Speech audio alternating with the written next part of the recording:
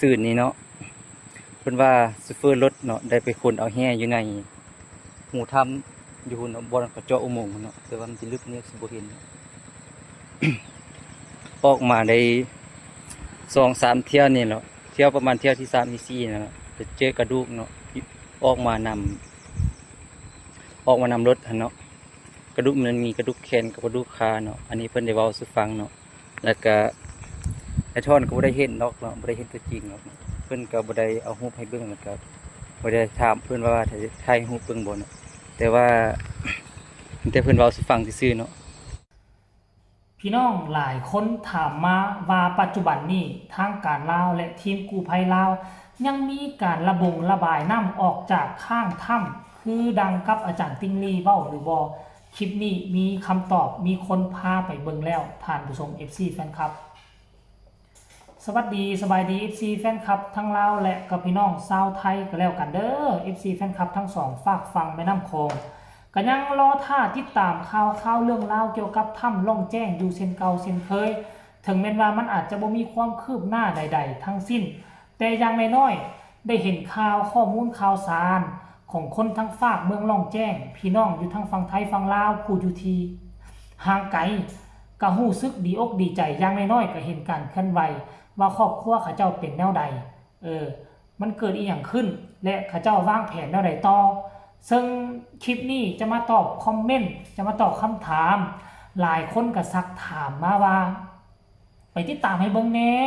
หน้าถ้ำเป็นแนวใดกิจกรรมอยู่ในถ้ำมันเป็นแนวใดที่ได้ยินว่ากู้ภัยไทยได้มอบส่งต่อภารกิจให้กู้ภัยลาวและก็ทางการลาวเป็นผู้จัดการว่าซั่นเด้หลายคนก็ได้ตั้งความหวังว่าหน้าถ้ำนี่บ่ให้ไผไปรอเพราะว่ามันเข้าบ่ได้เด้หูมันจะถล่มมันเข้าบ่ได้แต่หลายคนก็หวังลึกๆข้างในใจว่าทางข้างถ้ำที่ม่องที่เจ้าเมืองกับอาจารย์ติงลีไปนั่งกินข้าวจ้ำแจวเฝ้าเลือดจกที่ไปจกระบายน้ำออกอยู่ม่องหันมันเป็นแนวใดยังมีใดปั๊มน้ำอยู่คือเก่าบ่เนาะเซิงค่อยก็ไปซอกซองหาข้อมูลข่าวสารก็ได้คลิปวิดีโอสั้นๆมาแล้วเนาะท่านผู้ชมและนอกจากจะพาทุกคนไปส้มเบิงบอลที่ดูดน้ำว่ามีกิจกรรมดูดน้ำต่อบอยังมีอีกเรื่องหนึ่งบอทองคำของคนจีนที่ม่องอาจารย์ติงลีขึ้นไปสำรวจกฎกาเบิงตาน้ำไปคนเอาแห่ทองคำออกมาเมื่อวานเมื่อก่อนนี่เจอโครงกระดูกของคนแต่กะหวังว่าบ่น่าจะเป็นโครงกระดูกของสองคนนั่นท่านผู้ชมเพราะมันเป็นโครงกระดูกเหลือแต่กระดูกแหละมันบ่มีสิ้นหนังวังสาแล้วท่านผู้ชมมันน่าจะเป็นโครงกระดูกของคนอื่นแล้วเนาะเพราะฉะนั้นแล้วรายละเอียดให้ทุกคนไปชมคลิปนี้ซะก่อน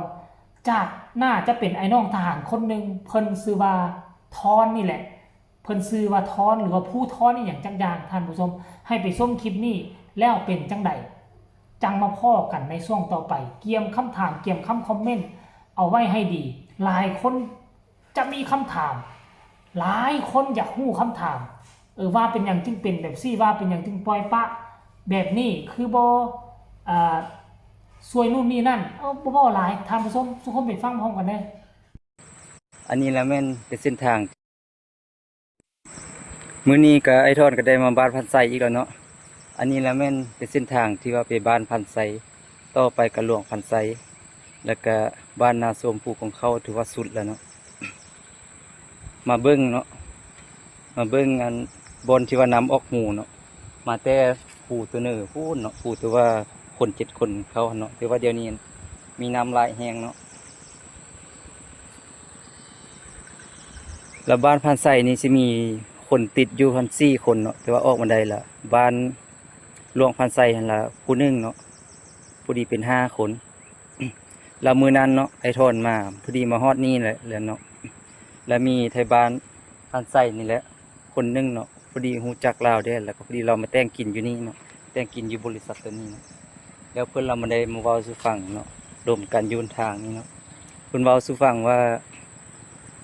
ตอนเช้ามือซื่นนี่เนาะเพิ่นว่าซูเฟอร์รถเนาะได้ไปขนเอาแห่อยู่ในหูถ้ำอยู่เนาะบ่อนกระเจาะอุโมงค์เนาะแต่ว่ามันสิลึกเนี่ยสิบ่เห็น ออกมาได้ 2-3 เที่ยวนี่แหละเที่ยวประมาณเที่ยวที่3ที่4นั่นแหละจะเจอกระดูกเนาะออกมานำรถหั่นเนาะกระดูกมันมีกระดูกแขนกับกระดูกขาเนาะอันนี้เพิ่นได้เว้าสู่ฟังเนาะแล้วก็ไอ้ท่อนก็บ่ได้เห็นดอกเนาะบ่ได้เห็นตัวจริงหรอกเนาะเพิ่นก็บ่ได้เอารูปให้เบิ่งแล้วก็บ่ได้ถามเพิ่นว่าถ้าถ่ายรูปเบิ่งบ่เนาะแต่ว่าแต่เพิ่นเว้าสู่ฟังซื่อๆเนาะแล้วทางตัวนี้เนาะทางไปกลับไปนี่แล้วแม่นไปฮอดบ้าน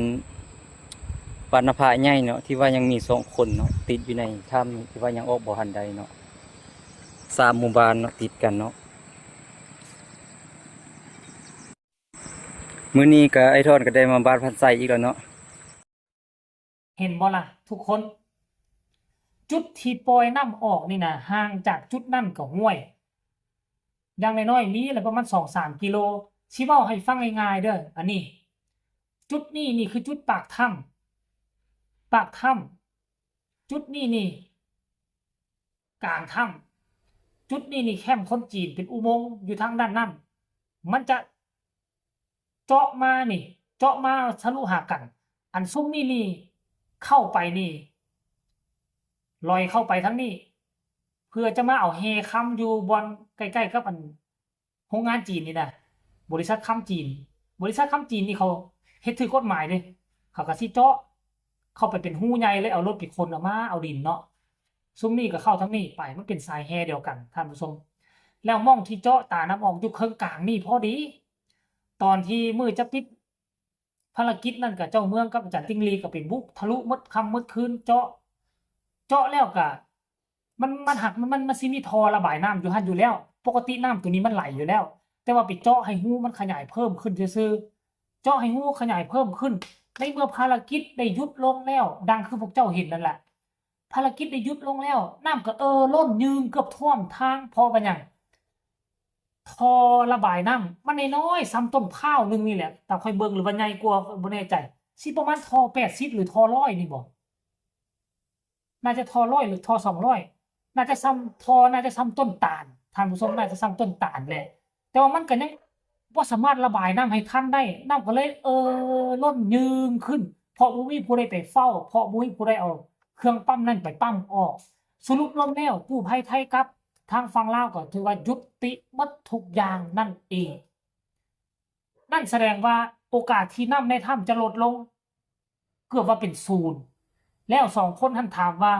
ยังอยู่บ่โอ้แจ้งหัวแล้วนี่เลยทุกคนเอ้ยเป็นตาน่าสงสารอีหลีเนาะเฮ้ยสำหรับคลิปนี้ก็บ่เว้าหลายใจห่างทุกคนมีคำถามอยู่ในหัวสามารถประกอบความคิดความเห็นเนาะที่เจ้าคิด เจ้าอยากจะเว้าหยังเว้ามาได้ทางใต้คอมเมนต์สำหรับคลิปนี้ลาท่านผู้ชมไปก่อนสบายดี